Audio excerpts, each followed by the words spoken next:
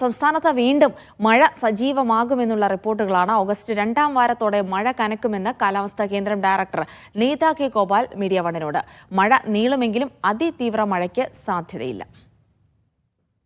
പ്രശ്നങ്ങളൊന്നുമില്ല. രണ്ടാമത്തെ ആഴ്ചയിൽ കുറച്ച് മഴ കൂടുതൽ ഉണ്ടാകാനുള്ളൊരു സാഹചര്യമുണ്ട്. അപ്പോൾ ആ സമയത്തിനനുസരിച്ചിട്ട് ആ നേരത്തെ കണ്ടീഷൻ അനുസരിച്ചിട്ട് വാർണിംഗ് അലേർട്ടുകൾ നമ്മളപ്പോൾ പുതുക്കി നൽകുന്നതായിരിക്കും. അപ്പം വരുന്ന ഒരാഴ്ച സമയത്തേക്ക് ആശങ്കപ്പെടേണ്ട സാഹചര്യത്തിൽ അങ്ങനെയുള്ളൊരു മഴയ്ക്ക് സാഹചര്യം കാണുന്നില്ല. മഴ ശക്തിപ്പെട്ടാൽ പോലും ഒറ്റപ്പെട്ട ഇടങ്ങളിൽ കനത്ത മഴയ്ക്കുള്ള, അതായത് യെല്ലോ അലേർട്ട്, മഞ്ഞ ജാഗ്രതയ്ക്കുള്ള അത്രയുമുള്ള മഴയെ പ്രതീക്ഷിക്കുന്നുള്ളൂ. 7-8 ദിവസം കഴിയുമ്പോൾ മഴ കണ്ടിന്യൂ ചെയ്യുന്നുണ്ട്.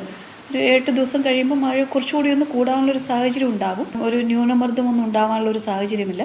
മറ്റു കാറ്റിൻ്റെ ഒരു വേഗവ്യത്യാസത്തിൽ വരുന്ന ഒരു മഴയിൽ ഉണ്ടാകുന്നൊരു വർധനവ് മാത്രമാണ്. അതിതീവ്ര മഴയിലേക്ക് വരാനുള്ള സാഹചര്യം നിലവിൽ കാണുന്നില്ല. പക്ഷേ മഴയിൽ പൊതുവെ വർധനവുണ്ടാകും.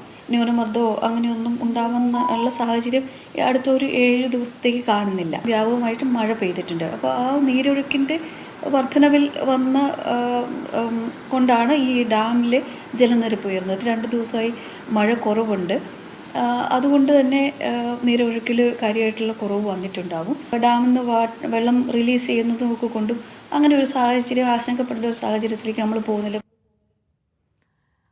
സനിസ ശോഭാചന്ദ്രൻ വിവരങ്ങൾ നൽകും. സനിസ, അതായത് സംസ്ഥാനത്ത് മഴക്കാലം തുടരുമെന്നുള്ള മുന്നറിയിപ്പുകൾ തന്നെയാണ് വരുന്നത്.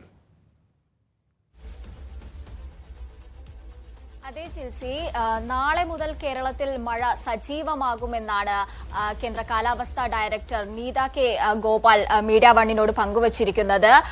ഒരാഴ്ച കാലം, ഓഗസ്റ്റ് ആദ്യവാരം ഒറ്റപ്പെട്ട അതിശക്തമായ മഴയ്ക്കുള്ള സാധ്യതയും അതുപോലെ തന്നെ 2ാം വാരത്തോടെ മഴ കനക്കുമെന്ന സൂചനയാണ് IMD ഡയറക്ടർ നൽകുന്നത്.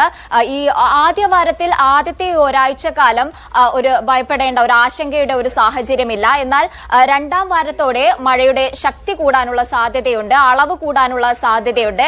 എന്നാൽ ഒരു ന്യൂനമർദ്ദത്തിനുള്ള സാഹചര്യം നിലവിലില്ലെന്നും നീത കെ ഗോപാൽ വ്യക്തമാക്കുന്നുണ്ട്.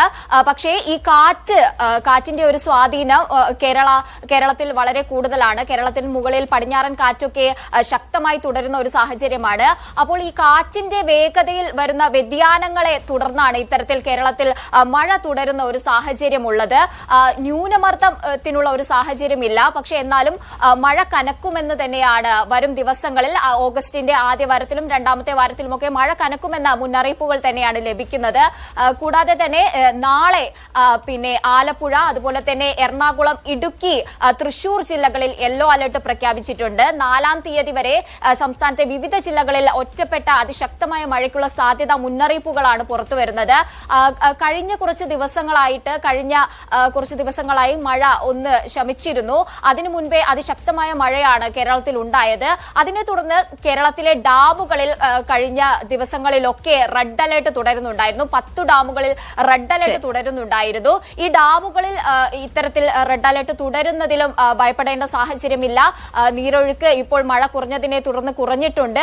അതുപോലെ തന്നെ ഈ വരുന്ന സാഹചര്യത്തിൽ വരും ആഴ്ചകളിൽ മഴ കനക്കുമ്പോൾ നീരൊഴുക്ക് കൂടുന്ന സാഹചര്യം ഉണ്ടെങ്കിൽ പോലും സാഹചര്യം മുൻനിർത്തി വെള്ളം ഒഴുക്കിവിടുന്നത് മൂലം ഭയപ്പെടേണ്ട ഒരു സാഹചര്യം നിലവിൽ സംസ്ഥാനത്തില്ലെന്നാണ് നീത കെ ഗോപാൽ വ്യക്തമാക്കുന്നത്. ജിൽസി, ശരി. സനിസ ശോഭാചന്ദ്രനാണ് വിവരങ്ങൾ നൽകിയത്.